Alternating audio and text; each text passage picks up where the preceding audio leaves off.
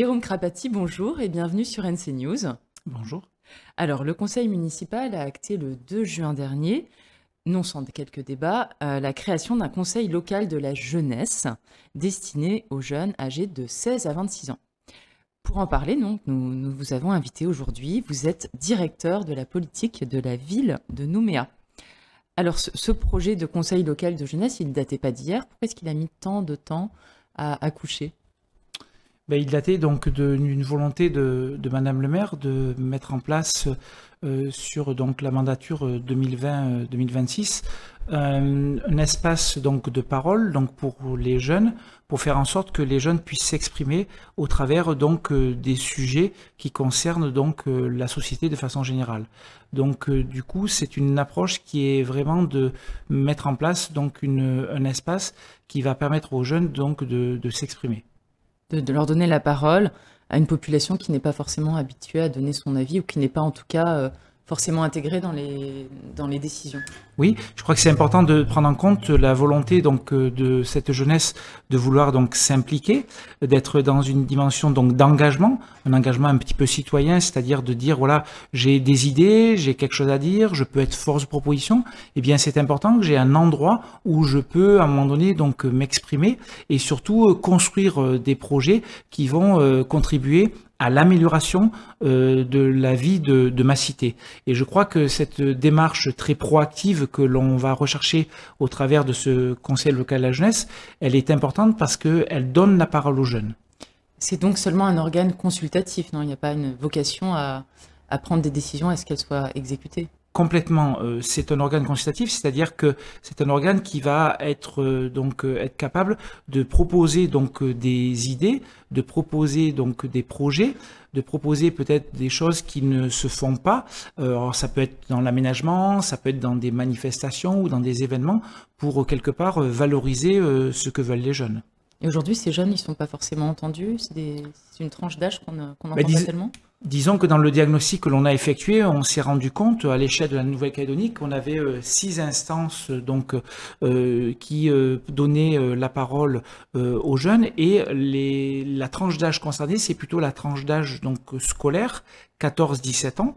Il y a simplement Dumbéa qui a un conseil des jeunes pour les 14-25 ans et nous, il nous apparaissait important de pouvoir bien entendu s'occuper de la tranche des 16-26 ans. Pourquoi cette tranche d'âge-là? Parce que c'est une tranche d'âge-là qui a des choses à nous dire, qui a des choses à exprimer et qui n'est plus dans l'adolescence, qui va, si vous voulez, plutôt migrer vers une posture plus donc d'adulte et de citoyen quelque part encore plus responsable. D'accord.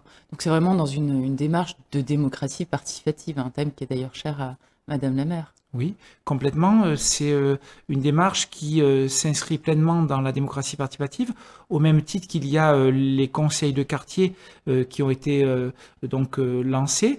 Eh bien, le conseil local de la jeunesse sur une mandature donc de 10 ans, sur un temps de 10 ans, va permettre à des jeunes de s'exprimer et ça se trouve, les projets qui vont pouvoir donc peut-être exprimer pourront être également évoqués dans les conseils de quartier. Ce que je veux dire par là, c'est que le conseil local de la jeunesse est une instance complémentaire au conseil des quartiers. Et comment vont être représentés ces 32 jeunes qui vont siéger? Est-ce qu'il y aura, ce sera en fonction de la taille des quartiers, il y aura un certain nombre de représentants pour ces quartiers? Quelle sera la parité? Ce que l'on a fait, c'est qu'on a vraiment privilégié l'équilibre de la représentation donc, des quartiers, c'est-à-dire que sur Nouméa, vous avez 37 quartiers et on va sélectionner donc 32 jeunes titulaires et 10 en liste complémentaire, donc 42 jeunes.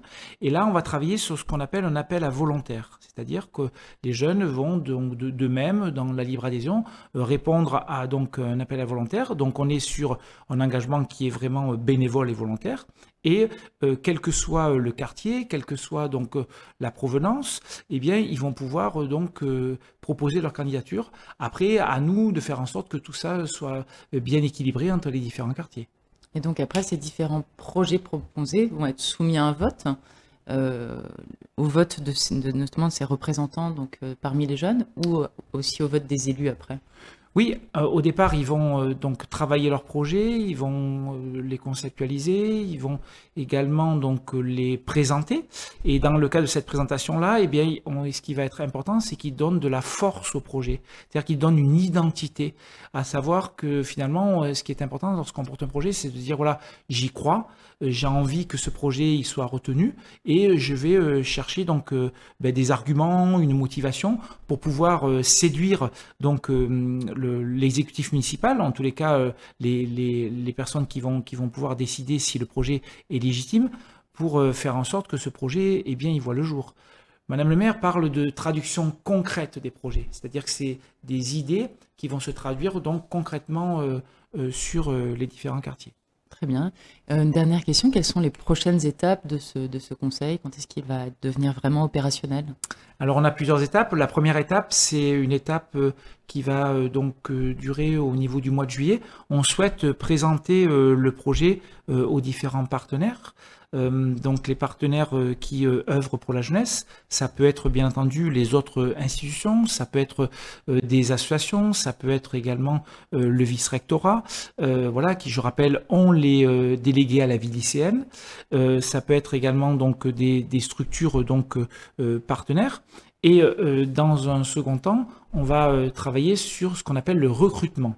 Donc on va travailler sur justement, eh bien, on va recevoir donc des jeunes, on va avoir donc un jury, on va évaluer leur motivation, pour ensuite travailler sur donc un séminaire d'accueil et début 2022 pouvoir vraiment lancer donc le conseil local des jeunes avec une journée de cohésion. Eh bien, très bien. Merci beaucoup pour tous ces éclairages et à très bientôt sur NC News. Voilà, je vous remercie.